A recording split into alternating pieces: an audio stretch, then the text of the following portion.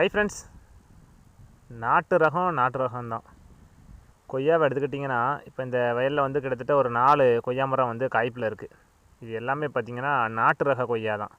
இதே ஃபீல்டில் நம்ம வந்து பார்த்திங்கன்னா தைவான் பின்க்குன்னு ஒரு கொய்யா ரகம், அதுக்கப்புறம் லக்னோ 49, அதுக்கப்புறம் பார்த்திங்கன்னா லலித் அப்படிங்கிற வெரைட்டியில் உயர் ரக கொய்யா கண்ணுங்க 70 80 ரூபா விலை கொடுத்து நம்ம கன்று எடுக்கும்போதே பார்த்திங்கன்னா மொட்டு பிஞ்சு அந்தளவுக்கு இருக்கிற அளவுக்கு உள்ள கண்ணுங்க எடுத்து வந்து நம்ம வச்சோம்.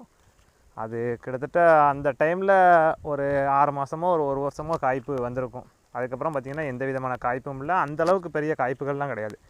அதே டைம் வந்து பார்த்திங்கன்னா நம்ம அடிஷ்னலாக நாட்டு ரக கொய்யா கன்றுகள் நம்ம வாங்கியிருந்தோம். நம்ம வாங்கும்போது பார்த்திங்கன்னா கொய்யா கண்ணோட நாட்டு ரக கொய்யா கண்ணோட விலை வந்து ஒரு 15லேருந்து ஒரு 30 ரூபாக்குள்ளே இருந்திருக்கும்.